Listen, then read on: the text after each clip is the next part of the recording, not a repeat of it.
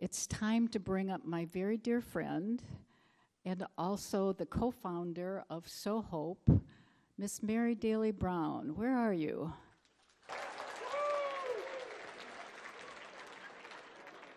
All right, now I'm going to change out of my Michael Jordan. That wasn't really Michael Jordan. It was just me. So let me get out of my Michael Jordan clothes and change. Just doing something for change here. Did I say Michael Jordan? Well, we're going to change that right now. Very good. Craig caught it. That was a test. Michael Jackson. Wow. I'm impressed, Craig. That was really great. All right. Now I gotta. Okay. I think I'm good here. Well, we all want to do something for change, don't we? I always did want to be Michael Jackson. If we'd have had a few more seconds on there, I could have really done that moonwalk a lot better. I didn't have the time. Well, thank you, Beth. And by the way, I want you to know you're going to hear from Sienna Mavima. She's in the house tonight. Where are you, Sienna? Where are you, Sienna? Stand up. Oh, over there. Okay. Could we change something and maybe turn the lights up just a little more in the house? Just a little. Well, we got some video, so whatever you guys want up there. Sienna is from Zimbabwe, and you're going to hear a little bit more about her in a minute. But her husband came here as a professor many years ago for Grand Valley State University, and then after a little while, he sent for his wife and kids. And when she got here, he said to her, I got you a car. I got you a van. And she said, oh, that's great. And he said, I even put your name on it. And she went out, and it was a Toyota van. And she thought that he put her name on it. Sienna. Toyota Sienna van. Get it? Okay. All right. Well, here we are in beautiful West Michigan. It's a fall day. Changes in the air and on the trees. Is change a good thing or a bad thing? Well, if things are bad, change is a good thing. What if things are good? Change can still be a good thing. Change is actually inevitable. There is nothing permanent except change. That was said by a guy like in the first century, Heraclitus. There is change that is bad. Sometimes it's caused by someone or by nature. For example, I think that people in Ukraine would say that their change has been pretty bad, brought on by someone. The Maui fires, they were bad, and we're not really sure what caused them yet, but we know that the wind, nature actually made it worse. And then there's change that's good. It can also be caused by someone or nature, like the eradication of polio, for example. Somebody did that. And then in Maui, again, what stopped those fires eventually was nature by bringing rain. So it's important to be proactive and positive when we do something for change. And we've had some changes at SowHope, and we're planning for more changes. I'm going to talk a little bit about that. Some of the past changes we've had, just recently, unfortunately we lost a very beloved board member, Dan Balfour. It was unexpected, and that's the hardest kind of change. His wife, Mayumi, is here tonight with many friends. Where are you, Mayumi? Right here. Yeah, right in the front up here. Dan was a professor at GVSU, and he taught at least 8 of the SowHope staff and board members during their master's program. Dan was instrumental in getting Paul Mavima here as a professor at GVSU. Paul returned to his country because he wanted to help change things there. And recently, he was elected to Parliament. And he is the most likely candidate to be the next president. So when Sienna comes up, you're looking at probably the next First Lady of Zimbabwe. Dan believed deeply in the mission and operations of SowHope. He was an invaluable and highly respected board member. that you can see his reach was local and global, both to the highly educated and the powerful, and to the poorest of the poor, women of the third world. Dan wanted to do something for change. We wanted to take this time to remember him and honor him. May he rest in peace. Other changes we've had at SowHope in the past, well, one thing, we partner with local leaders. Local leaders are people who live in the country where we fund our projects. They do all the work. They come up with the ideas, they do all the work, like Beth already mentioned. We've always believed that local leaders solving local problems, using local solutions, is the very best way to make change. So we have always let our partners tell us what needs to be changed and how to do it. One change that we made early on was we moved from being a charity-based model nonprofit to a sustainable development model. There's certainly time and place for charity, like when there are natural disasters or the aftermath of a war or a global pandemic. People who need water, food, and shelter to survive, they need to be helped. And we did a lot of that during COVID because we were so perfectly poised with our trusted partners. Normally, those kinds of scenarios are better handled by large, resourced organizations and governments. We believe our funding should go towards sustainable development in the poorest areas of the world. These areas are often politically unstable and deficient in healthcare, education, and economic stability for the masses. These are the areas where women are suffering the most and where their empowerment creates the most dramatic and sustainable change. Now, we've got some changes coming. We're starting succession planning so we can make good decisions about going forward with this organization. One thing we're doing is we're adding people to the leadership team. And I'm excited to announce that besides our administrative director, Aaron Hawksworth, the great Aaron Hawksworth,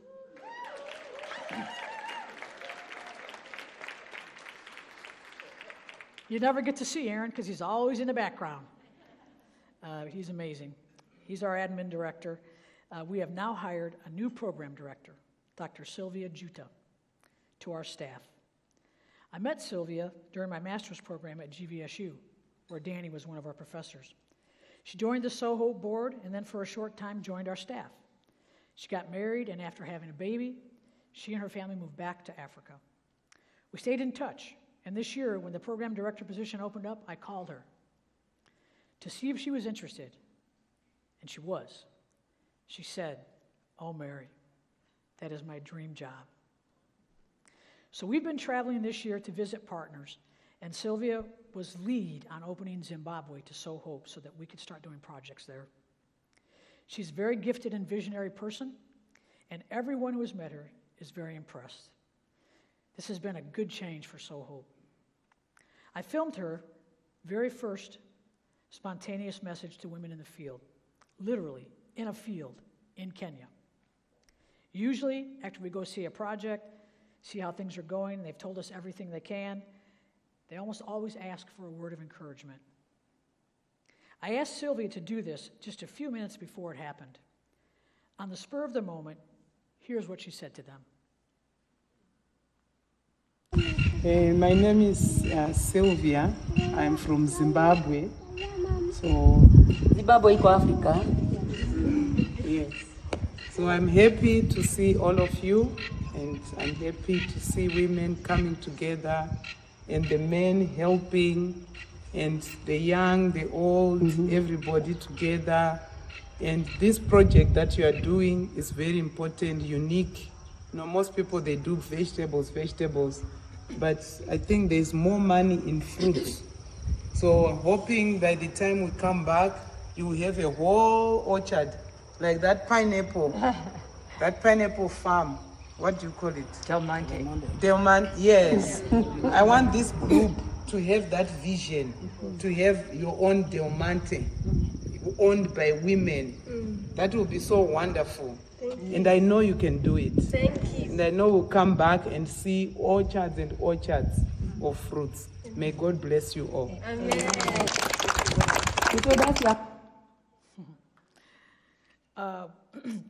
Sylvia also has a penchant for dancing, which is required on our staff. So we're going to show a video here, and somebody bring me up my water, please, when this video is showing. I'm going to show you a little bit of how she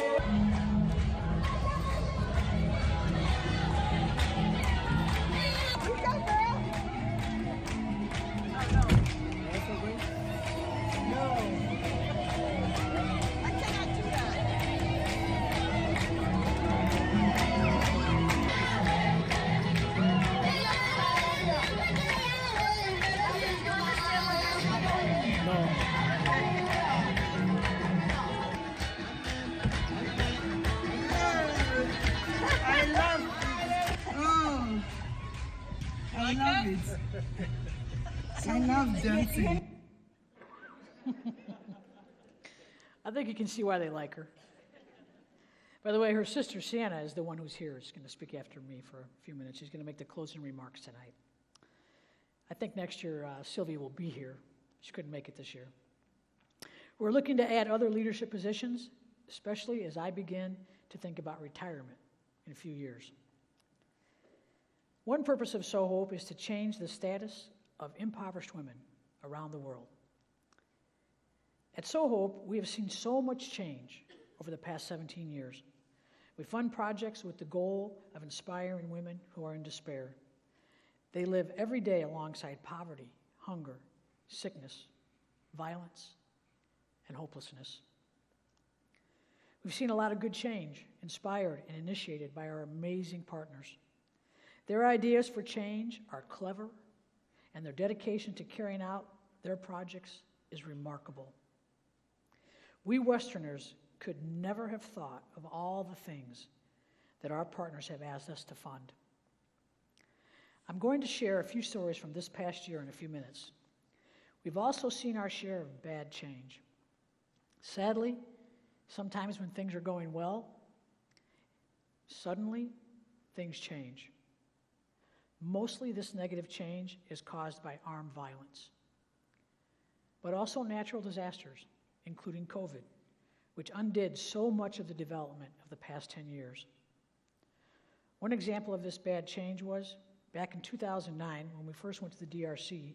One of the places we visited is called the Ituri District, the Democratic Republic of Congo. It was a little village called Lito. A woman there named Monique asked us to fund a project. She had formed the women of 4 warring tribes into a cooperative of 900 women. And the women had built a 4-room building with their own hands. She asked if we would pay to equip this to be a birthing center. The women wanted a peace project that would bring life and not death to the area. We did fund that, and the maternal mortality rate went from nearly 2% to 0 after 1 year. That clinic went on to be a model for 7 other villages nearby where we funded more birthing centers.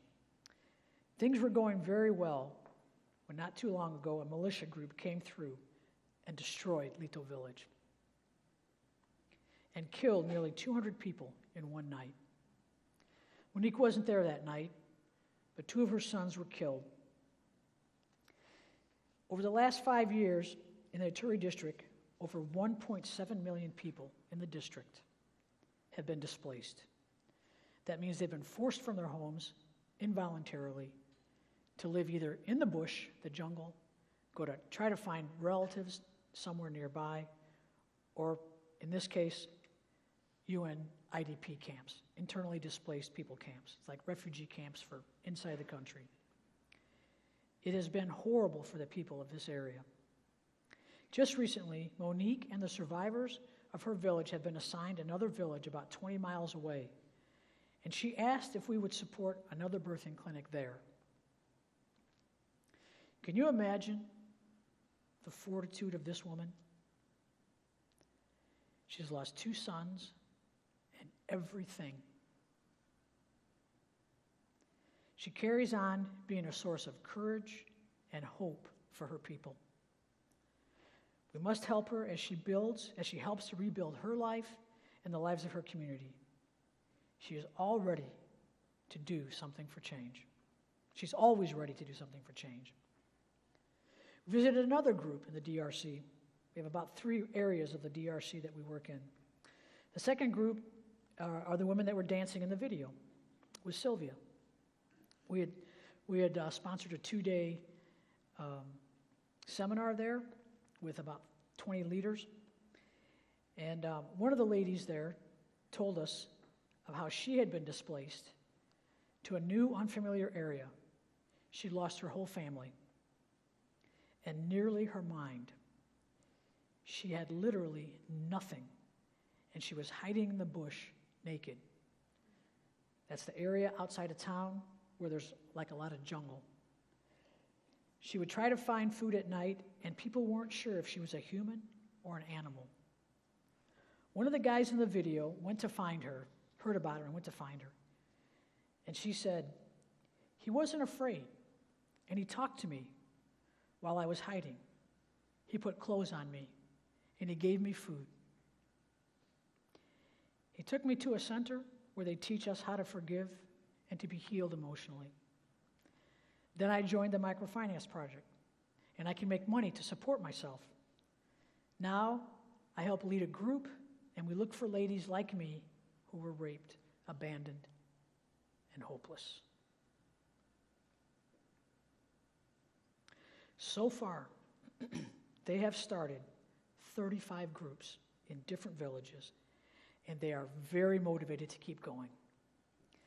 They have told me that they are fine, and they don't need anything from SowHope, but they advocate for other women and ask us to keep funding our partners so they can keep expanding to more needy women. We funded a small project in India this past year, about $5,000 to train 20 women in small business, practices around recycling. The women are gypsies and are part of a very poor caste, so they are illiterate.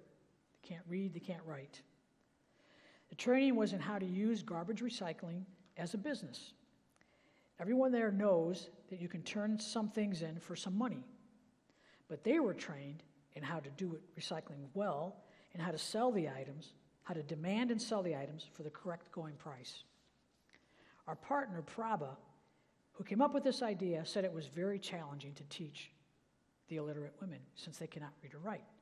She had to recruit teachers who would go with her to various communities to teach the women. They had to go very slowly and repeat different ways, sometimes 4 or 5 different ways, so that the women could understand. It was not easy.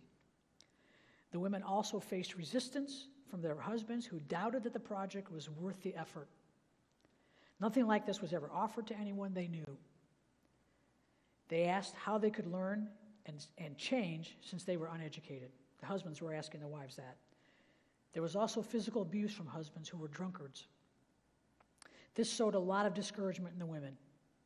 But our partner was very insistent and patient with the women and told them to keep coming to the training. They learned the value of different recyclables and how to expect and demand the correct price or go to the next shopkeeper to get the going price.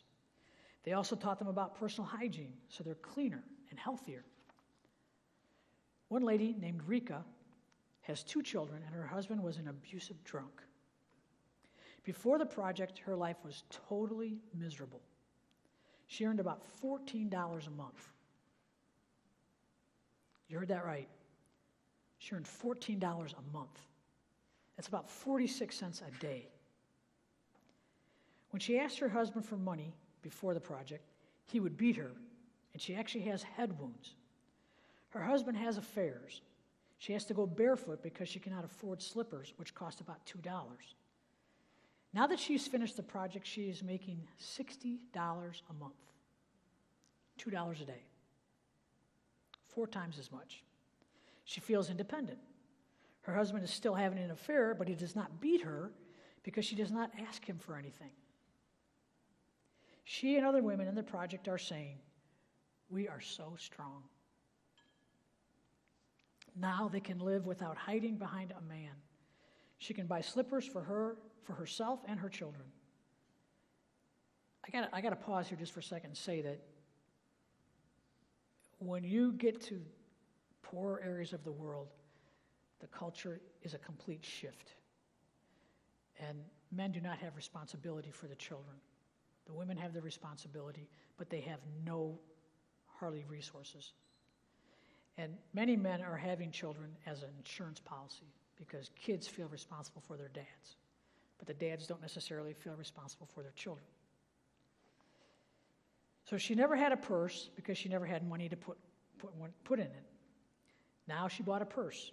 I feel that I'm in a different world, she said, because I earn money every month. I have good food, good clothing, and a good life. Before, I could not even get one cup of coffee. Now, I have a pocket full of money, and I can buy whatever I want for me and my children.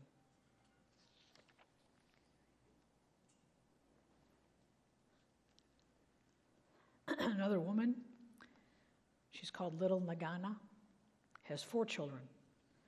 Before the project, she earned about $18 a month, 60 cents a day. She was only ever able to feed her children 1 meal a day, but not even nutritious food, no vegetables or chicken. She didn't even have cooking utensils. As she states it, there was no happiness in my life. She told Prabha that she feels after the project that God gave her an angel who came into her life to change their family. Now she earns $72 a month, $2.40 a day. And by the way, when we say $2.40 a day, it's the same $2.40 that we have. She did buy pots and pans. She gives her kids 3 nutritious meals a day, and she is free to buy whatever she wants.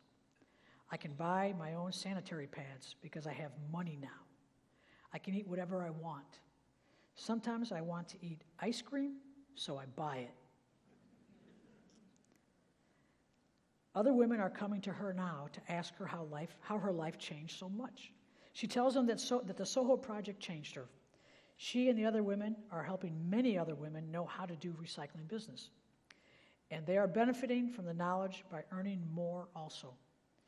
She says a lot of women did not want to do the project because they thought it would be too much work and would not pay off and nothing would change. But our partner, Prabha, did something for change. And now 20 women's lives have drastically changed. They can feed their children. They can buy clothes. They're not getting beat by their husbands. They can hold their heads high. They can speak to people with confidence. They went from low self-esteem to women with dignity. Heck, they can even buy ice cream. Like all SowHope projects, it is never just the beneficiaries of the projects that benefit. All their kids and many of their neighbors do too. What a change. Now, this last story is my favorite. I guess if I have time to tell it. Oh, yeah, we got plenty of time. We were in Kenya with our beloved Josephine, our partner Josephine, and Pam, my friend Pam Ogre was there. Pam's gone with me. Pam was a founding board member. She's been on many trips with me. Absolutely knows and loves Josephine. Josephine does these amazing projects where she does a week-long seminar. She finds this really vulnerable group or groups. She brings them together. One time she brought 8 warring tribes together in a conference at a hotel for 1 week. They didn't know they were going to be there. And these people kill each other. And she brought them in, and she actually put them in the same room. They had a room together. And they came and complained to her, and she said, I can't do anything for you. We only have a certain number of rooms, and we only have a certain number of beds, and just going to have to put up with this. Well, then she starts in on the conference, and the conference is, what are the problems in your area? And this was a conference for women, but the chiefs wanted to come. Okay, I'm really off track here. This is not the story I want to tell. At any rate, in the end, in that conference, they all realized that they didn't need to be fighting each other anymore. They came up with these mandates that said we're not going to fight each other anymore. And just totally changes the culture in 1 week. Well, one of the things that we pay for it in this thing is that we give seed money for table banking, which means that she gives every group lessons in how to go find a way you can make money where you live. Look for the resources that you have, and then turn those resources into more capital, and then do what you want to make money. So, in one group this past year, she told me the story that one of the groups of ladies, the Turkana women, these ladies have come up in past stories, they're just amazing. They came up with an idea, and they thought about what do they have that they could make more money with. And so in their business plan, they said, okay, we're going to go, we have these semi-precious stones in our area.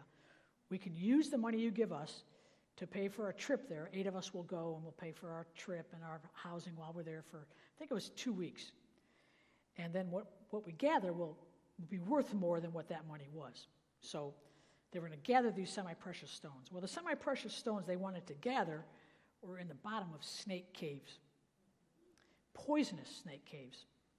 So they know how to, they know that at a certain time of the day that the snakes like to come out and drink water. So they actually bring this big bowl of water, and they set it out in a field, and then they drum. They can drum in a way that kind of wakes up the snakes and makes them think that the water it kind of directs them over to the water somehow. Somehow they drum in a way that can kind of cast the sound over to where the water is. And so the snakes will come out of the cave, and as they come out, the semi-precious stones are attached to their bodies. And as they go through the grass, the stones come off. And so then they go behind the snakes, and they pick up the stones. And they picked up enough. They did this for 2 weeks. They picked up enough. They picked up enough stones to make like 3 times the amount of money that we'd given them. And one of the things they have to do in these groups is they have to double their money and give the same amount of money to another group and train that group also how to do table banking. Then once they've done that, they get to keep their original money, and then they get to start lending it to each other for small loans, and they pay back with interest to their bank. It's their own little table bank. So when they lend the money out to each other, people borrow it, then they pay it back, and they get interest. Well, at the end of the year, they split up all the dividends, and everybody makes more money on what everybody else made their money on. It's like economics 101. Well, these ladies decided they wanted to do a tailoring business. So they went and got these semi-precious stones, and they bought like 10 sewing machines and started a business in their little town.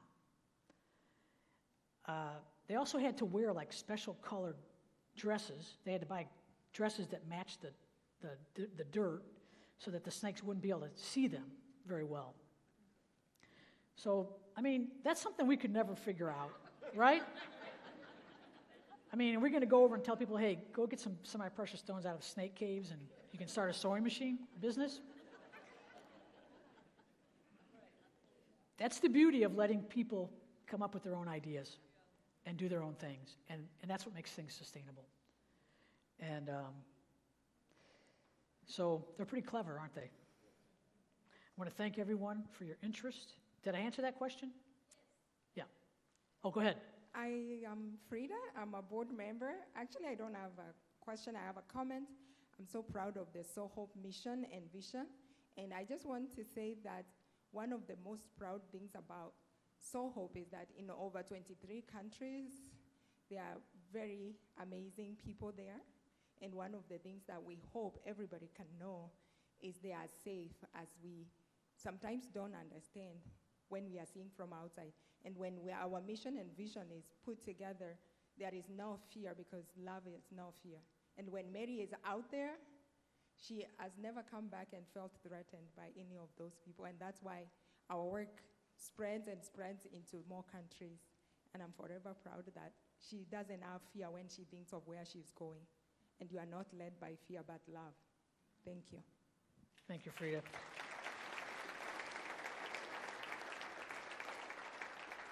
We always try to have a few people on our board that are from the developing world so they can help keep us straight and not drift off into the white saviorism.